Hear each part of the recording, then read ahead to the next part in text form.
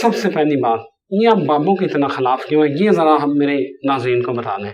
کیونکہ انہوں نے رسول اللہ صلی اللہ علیہ وآلہ وسلم کے ساتھ غداری کی ہے، یہ وجہ ہے۔ میرا ذاتی تو کوئی نقصان نہیں کیا، انہوں نے اپنی زندگی میں عزت اللہ اور اس کے رسول کے نام کے اوپر اویل کی عز و جل و صلی اللہ علیہ وآلہ وسلم، اور پوری زندگی چندے کھائے قرآن و سنت کے نام کے اوپر، لیکن انہوں نے الٹیمیٹلی تعلیمات بتائیں اپنے بزرگوں کی جو انہوں نے دین کو سمجھا، حالانکہ اس کا دین کے ساتھ کوئی لینا دینا نہیں تھا۔ اب اس میں زیادہ سے زیادہ کوئی لیم ایکسکیوز یہ ہو سکتا ہے کہ جی یہ جو آپ بابوں کے اوپر الزامات لگا رہے ہیں تو یہ ان کی تعلیمات ہی نہیں ہے، بلکہ یہ تعلیمات کسی نے ان کی طرف منسوب کر دی ہیں، تو جو چیز ان کی طرف منسوب ہے اس کی بنیاد کے اوپر انہیں غلط کیسے کہا جا سکتا ہے؟ تو یہ بڑا جینوئن کوسچن ہوگا۔ تو عرض یہ ہے کہ جن لوگوں کے یہ بابے ہیں نا وہ تو کہتے ہیں یہ انہی کی تعلیمات ہیں، وہ اگر اپنے بابوں کی بے عزتی کروانا چھوڑ دیں تو ان کے بابوں کی عزت بچ جائے گی۔ جب وہ ہمیں بار بار مجبور کریں گے کہ یہ گستاخیاں، یہ اپنے ناموں کے کلمے پڑھانا، یہ معرفت کی باتیں ہیں، آپ کو سمجھ نہیں آئی تو ہمیں تو سمجھ آ رہا ہے کہ کیا ہوا ہے، تو اس کا حل اینڈ پہ یہی ہے کہ یہ دستبردار ہو جائیں کہ یہ انہوں نے نہیں کہا، ہم بھی پیچھے ہٹ جائیں گے۔ لیکن یہ بضد ہے، اور ظاہر ہے کہ یہ پورے اخلاص کے ساتھ بضد ہے، اور ان کی ضد میں ان کے ساتھ ہوں، مجھے بھی پتا ہے کہ یہ ٹھیک ضد کر رہے ہیں، مجھے اس میں کوئی یار نہیں ہے، کیونکہ جو پچھلے 100 سالوں میں بابے گزرے ہیں ان کے ابھی تو قلم کی سیاہی بھی خشک نہیں ہوئی ہے، ان کے اپنے آستانوں کے اوپر ان کے ہینڈ ریٹن نوٹس پڑے ہوئے ہیں، یعنی پیر میل شاہ صاحب جو کچھ لکھ کے گئے ہیں وہ تو ان کے ہینڈ ریٹن نوٹس گولڈاشی میں رکھے ہوئے ہیں، وہ کیسے ان سے دستبردار ہوں؟ تو یہ وجہ ہے، اگر یہ قرآن و سنت کو فائنل اتھارٹی مانتے ہیں تو پھر ان کا میرا جھگڑا نہیں ہوگا۔ یہ جو ہم نے لکھا نا نبی کے جیسا ہے ہی کوئی نہیں، بابے تشائی کوئی نہیں، یعنی رسول اللہ کے مقابلے پہ ہم کسی بابے کو عزت نہیں دیں گے۔ اس کی وجہ یہ ہے کہ بابے نے کوئی فزکس میں کمال نہیں دکھایا، کیمسٹری میں نہیں دکھایا کہ ہم اس کی عزت کر رہے ہیں۔ بابے نے تو یہ کلیم کیا کہ میں نے دین کی خدمت کی ہے، جب وہ اسی سبجیکٹ میں ہی فیل ہے تو عزت ختم ہوگی۔ ان بابوں کو یہ کافر ڈکلیئر کر دیں، ہم ان کو نہیں تختہ مشق بنائیں گے، کہیں گے ہمارے دین سے ان کا کوئی تعلق نہیں، ان کو آپ ہمارے دین کا بھی پیشوا بنا کے پیش کریں، ہم آپ کو قرآن و سنت بتائیں، آپ بابوں کے شعر پڑھیں جو بالکل الٹ ہوں۔ تو یہ اصل وجہ ہے، یہ بے عزتی جو کچھ ہو رہی ہے یہ ان کے ماننے والے کروا رہے ہیں، ہم نہیں کر رہے۔ یہ کہتے ہیں نہیں آپ ان کو اسی طریقے سے قبول کریں۔ علی بھائی یہ پھر جو غوث پاک نے بیڑی تار دی اور یہ معجزات، یہ تو ہم صدیوں سے سنتے آ رہے ہیں۔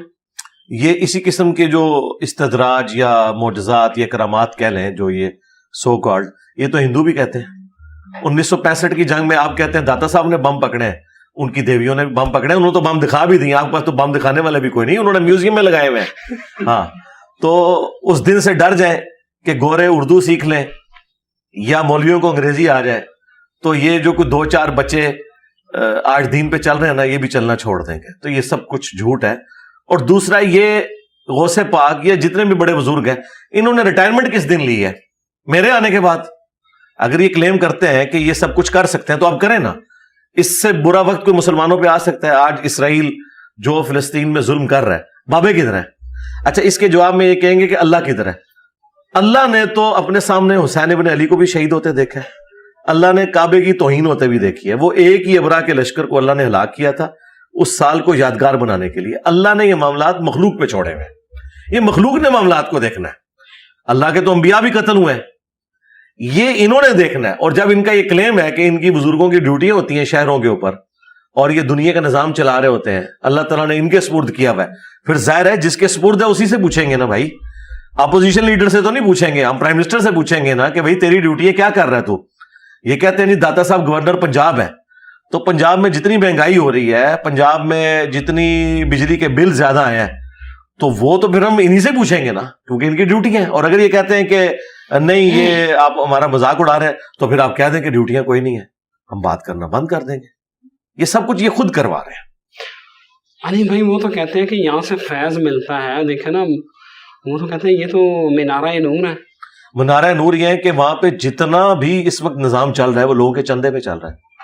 آج گورنمنٹ کہنا کہ وہاں جتنے چندے ہیں وہ نہیں جائیں گے، تو یہ دربار آپ کو اگلے دن اس کی حقیقت کھل جائے گی کہ یہاں کوئی صفائی کرنے والا بھی آپ کو نہیں ملے گا۔ یہ سب لوگ کھانے پینے کے چکروں میں جا رہے ہیں، اور وہ کھانا پینا بزرگ نہیں دے رہے، آپ چندے وہاں دے رہے ہیں، وہاں پہ چندے دینے بند کر دیں، میں دیکھتا ہوں اگلے دن آپ کو کوئی مجاور بھی نہیں نظر آئے گا, بھوکا مرے گا وہاں پہ, وہ بیٹھا ہوا ہے روٹی کے لیے. ٹھیک ہے, آپ شام کے وقت دیکھیں جب وہ چادر ڈالتے ہیں سینکڑوں لوگ صرف نوٹ گننے والے وہاں بیٹھے ہوئے ہوتے ہیں. تو ہماری جیبوں سے کاٹ کے خود دربار کی صفائیاں ہو رہی ہیں, ان کے مجاور کھا رہے ہیں, اس میں سے تھوڑا سا ہمیں بھی کھلا رہے ہیں, اور احسان ہم پہ کر رہے ہیں کہ بابا جی پال رہے ہیں. بابا جی کہاں سے پال رہے ہیں؟ بابے سارے ہم پال رہے ہیں, یہ سارے بابے ہم نے پالے. دیکھیں اقرار الحسن کو میں نے کہا ہے کہ وہ عبداللہ شاہ غازی کے مزار پہ جا کے یہ بتائے کہ کراچی کی سب سے زیادہ جو ہیروئن, چرس اور یہ جتنی منشیات والی چیزیں ہیں یہ اس دربار پہ بک رہی ہیں. میں نے اقرار الحسن کو کہا کہ تم پروگرام کرو.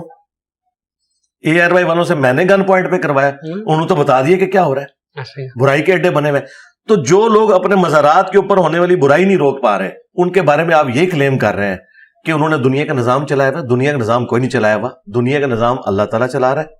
باقی دنیا میں اللہ نے کھلی چھٹی دی ہوئی ہے, چاہے تو شکر گزاری کی روش اختیار کرو, خواہ ناشکری کی. آخرت میں وہ پکڑے گا, دنیا میں وہ پکڑے گا نہیں. چاہے تو پکڑ بھی سکتا ہے, لیکن اس کا رول یہ ہے کہ اس نے آخرت کے دن کے لیے اسے پوسٹ پون کیا ہوا ہے. ہمارے جو ایک بابا جی تھے یہاں خادم رضوی صاحب, وہ ہر دوسری تقریر میں امت کو گالیاں دیتے تھے. وہ کہتے تھے جی امت مر جائے اگر نبی کی گستاخیاں ہو رہی ہیں تو یہ امت کیوں زندہ ہے. تو میں نے ان کو کہا تھا کہ یار یہ بابوں نے نہیں کلمہ پڑھا ہوا نبی علیہ السلام کا. دیکھیں آپ عوام کو پہلے گالی دیں گے یا پرائم منسٹر کو اور چیف منسٹر کو دیں گے جس کی ذمہ داری ہے؟ تو ان کے پرائم منسٹر, گورنر اور چیف منسٹر تو یہ سارے بابے ہیں. وہ بابا کی در ہے کہ جہاں پہ یوٹیوب کی ہارڈ ڈسک رکھی ہوئی ہے اور وہاں پہ گستاخانہ ویڈیو سیف ہے, اس بابے کو پہلے سرعام پھانسی دینی چاہیے کہ تو کیا دنیا کا نظام چلا رہا ہے بھائی؟ دنیا کا نظام تو اسے کہاں سے, تو گستاخانہ ویڈیوز وہاں پہ تو نگاہ مار کے ڈیلیٹ کروا. حقیقت یہ ہے کہ کچھ بھی نہیں کر سکتے بھائی. ان کا حال یہ ہے کہ جو 1965 تک بم پکڑتے تھے نا, ان کے مزارات پہ آگے بم ٹھوک کے چلے گئے دہشت گرد. جو بندہ ڈائیں مار کے کیش پکڑتا تھا راوی کے پل کے اوپر, ٹھیک ہے, اس کے ہاتھ میں ایسے کیش پکڑا کے گئے دہشت گرد, 55 بندے وہاں پہ شہید ہو گئے. تو سائنس نے اور میڈیا نے بالکل سارے بزرگوں کا پول کھول دیا کہ سب فراڈ کے اوپر چل رہا ہے. یہ مثالیں دیتے ہیں نا اگر انبیاء کی, تو ہم کہیں گے ان بزرگوں کو تم نے نبی مانا ہوا ہے. انبیاء کے پیچھے تو اللہ کھڑا ہے, قرآن کھڑی ہوئی ہے. رہ گئے ان بزرگوں کے جو کرامات یہ کہہ لیں یا شوبتے کہہ لیں, جب تک یہ ہمارے سامنے نہیں نہ کرتے ہم نے نہیں ماننا. تخت بلقیس آیا, قرآن میں لکھا ہوا ہے.